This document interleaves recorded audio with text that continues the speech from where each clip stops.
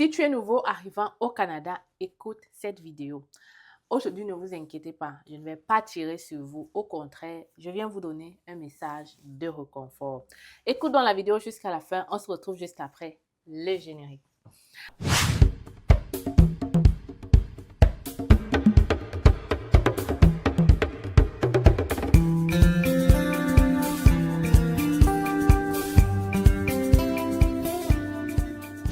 Alors, les petits Canadiens, j'espère que vous portez bien. J'espère que vous appréciez le Canada et que vous appréciez cette nouvelle vie dans laquelle vous avez choisi d'être. OK?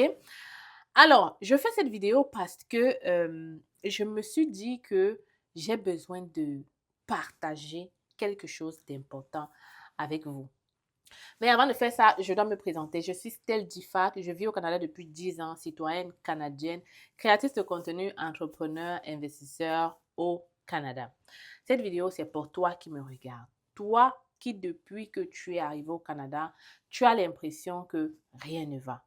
Toi qui, depuis que tu as posé tes valises dans ce pays, tu as l'impression d'avoir fait le mauvais choix. Je vais te dire aujourd'hui que nous tous avons eu la même impression le jour où nous sommes arrivés au Canada. En fait, la majorité.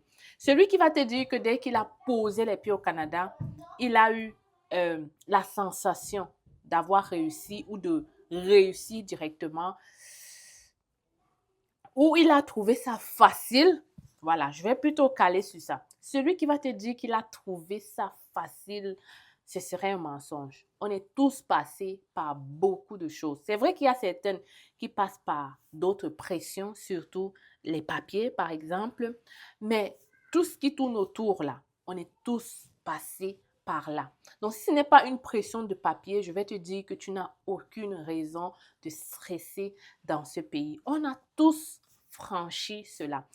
Que ce soit l'hiver, que ce soit la routine, que tu te lèves à 5 heures pour aller prendre le bus, tu rates ton bus, parfois tu rates ton bus, parfois tu n'as pas trouvé la bonne direction, parfois même tu arrives que le bus est passé, que ce soit tous ces problèmes de déplacement, que ce soit la température, au début, on a tous trouvé ça difficile. Je te parle ici en tant qu'une personne qui vit au Canada depuis 10 ans. Et je vais te dire que la Stell Diffac d'aujourd'hui, qui trouve le Canada comme son pays, comme sa maison, qui est si à l'aise, comme vous voyez dans les vidéos, ce n'est pas la même Stell Diffac que tu aurais vue lorsque j'ai posé mes valises au Canada en 2014. Tu viens d'arriver au Canada ou encore tu viens d'avoir ton visa et tu prévois voyager pour le Canada. Tu te poses plein de questions sur le Canada. D'ailleurs, tu ne sais même pas comment tu vas faire pour trouver ton premier boulot ou encore tu ne sais même pas qu'est-ce qui fonctionne dans ce pays, quelles sont les erreurs, qu'est-ce qu'il faudrait faire ou ne faudrait pas faire. Arrêtez d'écouter, n'est-ce pas, les gens du Canada, parfois même ceux que vous ne connaissez pas, ceux qui sont arrivés il y a juste quelques mois comme vous, qui sont encore en train d'apprendre de leurs erreurs. Moi, je te propose ici un coaching en ligne privé avec moi. Tu te demandes, je suis qui? Je suis Stell Diffac, je vis au Québec depuis 10 ans. Je suis arrivée comme immigrante comme toi, aujourd'hui citoyenne canadienne. Je suis passée par beaucoup d'étapes, beaucoup de difficultés, beaucoup de problèmes et j'ai vu beaucoup de problèmes, beaucoup de gens passer par ces mêmes problèmes ou plein d'autres choses. Moi, j'ai envie dans quelques années d'avoir une communauté de nouveaux arrivants bâtisseurs, une communauté de nouveaux arrivants entrepreneurs parce que moi, si je suis entrepreneur, j'investis beaucoup dans l'immobilier au Canada. J'ai envie de te voir réussir, j'ai envie de te voir réussir dans ton insertion professionnelle parce que je vois beaucoup de personnes faire l'erreur de se jeter dans les formations rapides ou d'aller faire des petits jobs, soi-disant le Canada, c'est comme ça. À travers ce coaching en ligne, je te propose quelque chose de différent. Je te propose quelque chose de concret et surtout, je te propose mon expérience, mes compétences, mon vécu et tout ce qui va avec. Ne manque pas cette première vague de ce coaching extraordinaire que nous allons lancer dans quelques semaines. En tout cas, les premiers participants viendront témoigner et j'espère pour toi, n'est-ce pas, que tu ne regretteras pas. En tout cas, si tu veux participer à ce coaching, je laisse mon email, je laisse mon numéro. et je t'attends derrière mon téléphone. Ça va être du lourd. Vous le savez, je ne fais jamais dans la dentelle. L'événement qu'on a organisé le 21 décembre a eu un succès total et juste les commentaires de quelques participants en disent long. Ces partenaires seront toujours avec nous lors de ce coaching. L'objectif, je vous l'ai dit, 2025, c'est pour les nouveaux arrivants. Je veux vous voir réussir, je veux vous voir atteindre votre summum, je veux surtout vous voir réaliser ce pourquoi vous avez décidé de laisser votre famille pour immigrer dans un nouveau pays. Arrêtons de faire les mêmes erreurs. Suivons, suivons, suivons, suivons, suivons. Je t'attends d'ailleurs mon email. Je suis tellement excitée de commencer cette aventure avec toi. On se voit là-bas, n'est-ce pas? Oui, moi je vais parler avec une facilité, mais quand je repense à ce que j'ai vécu, je vais te dire que ça a été difficile. Je te prends juste un exemple. Moi, je vivais à 2 heures de mon école. Quand j'ai débarqué, je l'ai dit tout le temps, je vivais chez mon oncle, c'était à 2 heures de mon école. Ça veut dire que je me levais à 4 heures pour pouvoir sortir de la maison à 5 heures, prendre le métro, prendre le bus, prendre le train. Oui, je prenais tout ça. Je prenais tout ça pour arriver à l'école et je partais à l'école de lundi à vendredi et le samedi à dimanche, je travaillais. Donc, vous allez voir des gens vivre une certaine qualité de vie et vous allez vous dire que pour vous, c'est bizarre. Non, c'est juste que eux, ils sont déjà restés longtemps dans ce pays. Ils ont traversé ce que vous êtes en train de traverser. Mais moi, je vais te dire ici aujourd'hui qu'il faut traverser ça la tête haute. Parce que si tu traverses ça de manière déprimée, la dépression continuera au fur et à mesure que le temps va avancer.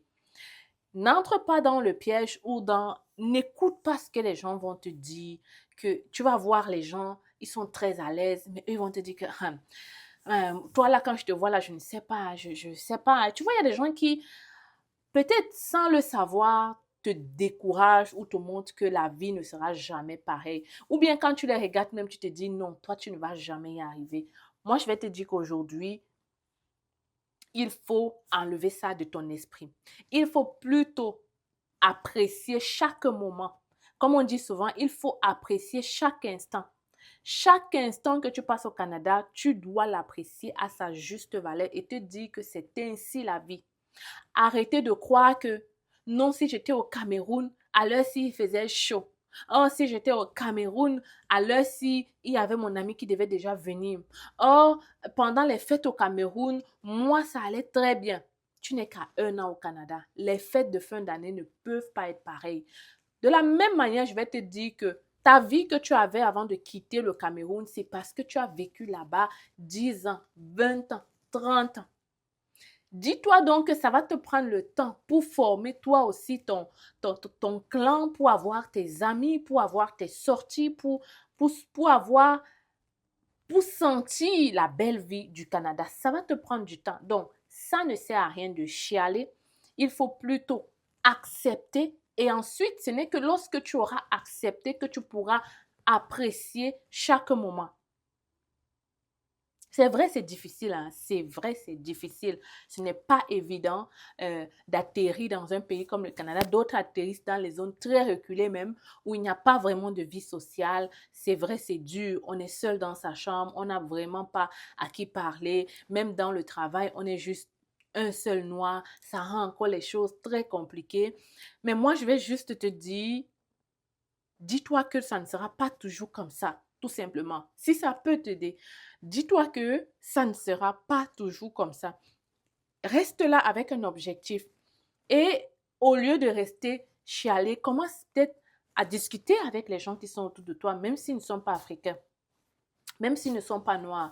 Commence à faire les activités, commence à regarder sur Google telle activité, même si tu es seul, accepte de sortir de ta zone de confort, va rencontrer le monde, sors un peu, discute avec les gens, arrête seulement de discuter avec les gens du pays, ils vont juste te faire encore stresser parce que tu vas te dire que oh, si j'étais là-bas, on aurait fait ça, oh je te jure copine, si j'étais là, on aurait fait ça.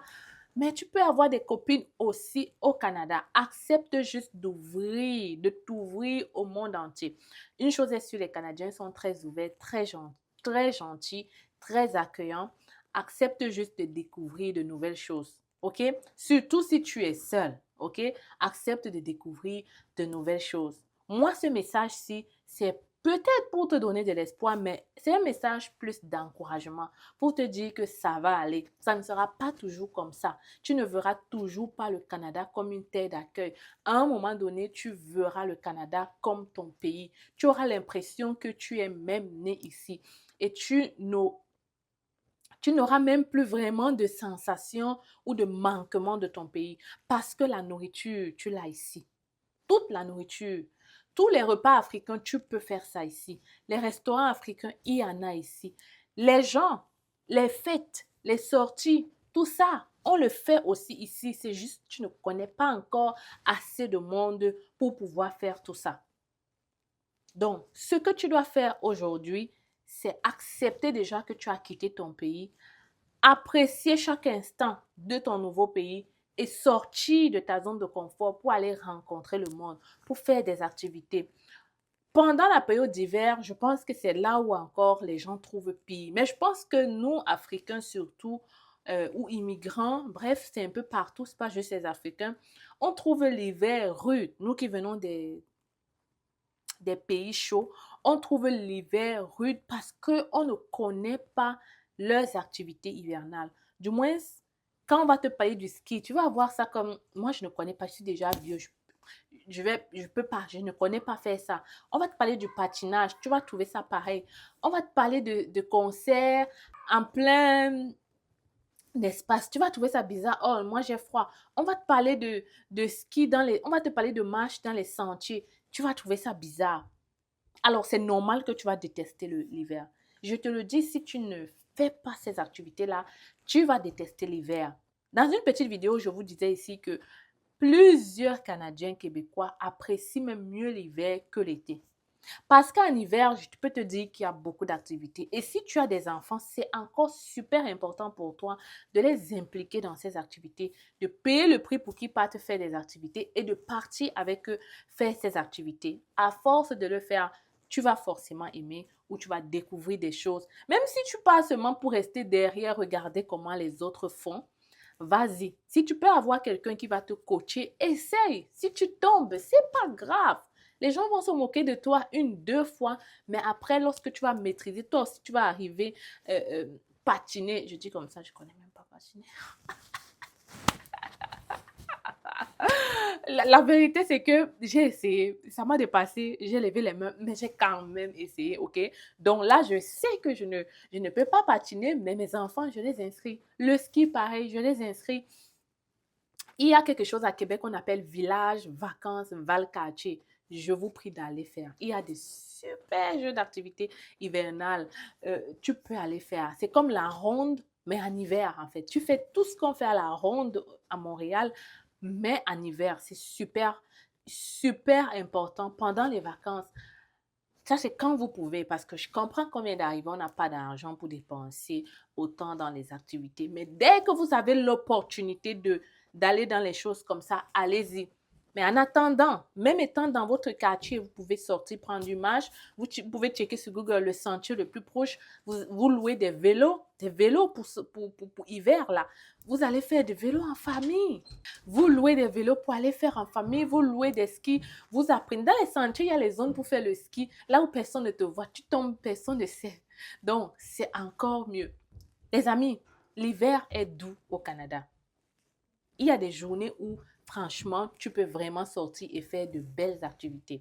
Ne restez pas juste coincé dans la maison, c'est sûr, ça va être stressant de voir la même tête, de faire les mêmes choses, de courir par-ci. Non, ok?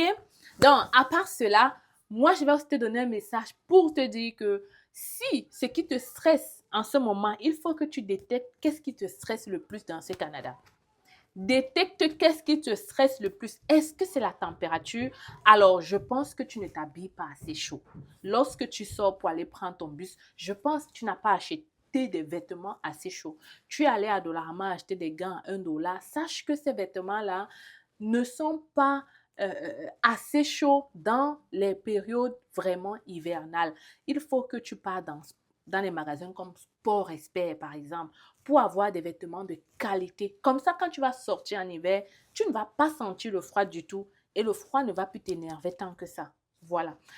Il faut, pour d'autres aussi, si le stress, c'est la routine matinale de se lever à 5 heures, de rentrer directement à la maison, prendre les enfants, ensuite dormir. Moi, je vais te donner le conseil, c'est de choisir une heure de la journée où tu fais seulement ce que tu aimes. Ça veut dire que si tu as envie de visionner, tu choisis une heure où tu vas juste visionner et faire ce que tu aimes. Parce que ce qui te stresse, c'est le fait que tu as l'impression que tu ne fais pas ce que tu as envie de faire, mais tu fais seulement les choses pour les autres, c'est-à-dire les enfants, le mari, le travail. OK? Trouve un moment pour faire ce que tu aimes. Ça veut dire quoi? Tout simplement, ça veut dire que tu sais que... Et aussi, à part ça, apprécie ces moments-là parce que tout le monde vit ça. Tu n'es pas la seule à vivre ce train-là. Tout le monde vit ça. Tu as choisi d'avoir des enfants, surtout. Donc, la vie ne peut pas être comme quelqu'un qui n'a pas d'enfants. OK? La vie ne peut pas être comme quelqu'un qui n'a pas d'enfants. Je vois souvent des gens parler comme ça. Mais moi, je veux vous rappeler que même au pays, tu vivais la même chose avec tes enfants et tu n'avais peut-être même pas la bonne. Donc, pourquoi c'est autant difficile ici? Forcément parce que tu travailles. Mais tu travailles pour un objectif, pour avoir ton argent et faire ce que tu as envie de faire avec ta famille. Donc, console-toi là-dessus et apprécie chaque moment. Parce que le fait d'être énervé chaque matin, de dire oh, franchement, c'est fatigant, ça n'arrange rien, ça empire la situation. Au lieu de faire ça, hein, il faut programmer en fait ta semaine. Le dimanche, tu peux décider de préparer 2 bons mets africains. Tu sais que en semaine, tu vas rentrer, la nourriture sera déjà peut-être prêt le lundi et le mercredi. Et donc le lundi, mercredi là, dès que les enfants rentrent là, dès que tu leur as donné à manger à 19 h avec monsieur, vous vous allongez dans le canapé et vous profitez de chaque instant. C'est tout. C'est tout. Voilà, tu profites, tu regardes la vidéo et tu profites. Le lendemain, tu te lèves et puis c'est tout.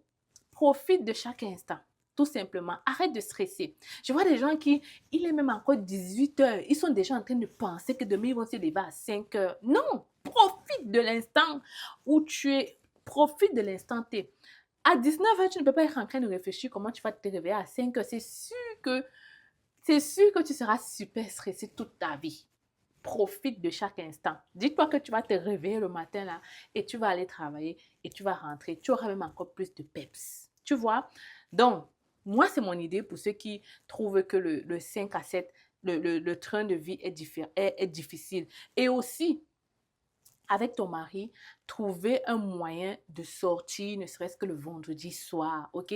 Moi, je sais qu'en tant que femme, quand tu sais que tu vas sortir le vendredi, ta semaine est un peu beaucoup plus, tu la prends un peu beaucoup plus smoothie, tu vois, parce que tu sais que le vendredi, là, j'ai une sortie, donc tu vas voir, la femme sera beaucoup plus joviale. Pareil aussi pour monsieur. Donc, si toi, tu trouves que le travail te stresse trop, trouve une journée où tu sors tout le temps avec ta femme. Vous pouvez prendre une nounou. Il y a beaucoup d'Africaines maintenant qui peuvent garder les enfants. Il y a même des garderies de nuit. Si c'est à côté de toi, tant mieux. Sinon, il y a des gens que tu peux appeler pour garder tes enfants. Trouve le moyen de profiter de la vie. Parce que ce qui te stresse, ce n'est pas le fait que tu te lèves le matin, c'est que tu ne profites pas de la vie. Mais il faut que tu trouves le moyen dans cette vie-là de profiter de la vie toi aussi. Et personne ne peut venir faire ça pour toi. C'est seulement toi et ton mari ou si tu es seul, toi seul qui peut faire ça. Voilà. Donc, l'autre problème aussi, ça doit être forcément ce que les gens se plaignent professionnellement. Moi, je vais te dire qu'il faut absolument que tu te rapproches d'un organisme qui va un peu t'apprendre sur ton métier. Ou alors, tu checks sur Google, tu prends le temps de regarder ça tranquillement et tu vas voir les choses vont se faire progressivement. En attendant, travaille dans ton petit job là, mais commence à regarder qu'est-ce que tu peux faire pour avancer tranquillement. OK? Voilà. Voilà ce que je voulais vous dire. Voilà ce que je voulais dire à mes nouveaux arrivants aujourd'hui. J'espère que vous avez apprécié cette vidéo-là. Je vous laisse ici. Laissez-moi un commentaire si c'est le cas. Pour tous ceux qui ont déjà le visa du Canada, le guide du nouveau arrivant est là.